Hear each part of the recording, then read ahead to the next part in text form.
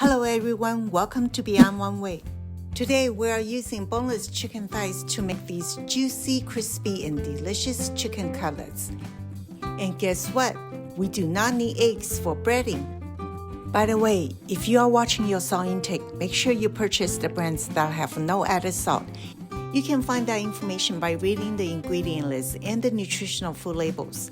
Less than 100 milligrams sodium per serving usually means no added salt. Now back to making our chicken cutlets.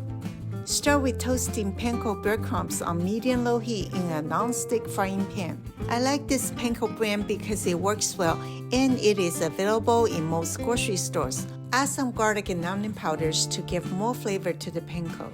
And stir it once in a while so it won't get burned. Toast the panko until it turns light golden brown. Look how beautiful these panko breadcrumbs are, and they will definitely add a special crunch to our chicken cutlets. Set them aside now until they're completely cooled. In the meantime, let's prepare our coating sauce for the chicken thighs. Here we have Dijon mustard, soy sauce, sesame oil, honey, and 5 spice powder.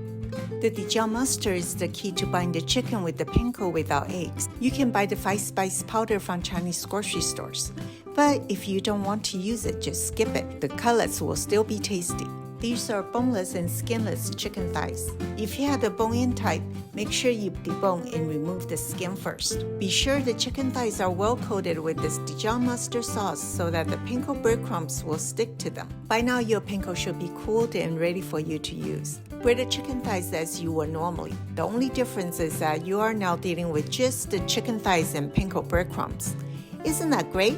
Bake them in a preheated oven at 425 degrees for 20 minutes or until the chicken meat reaches the internal temperature of 165 degrees. Look at these golden brown chicken cutlets.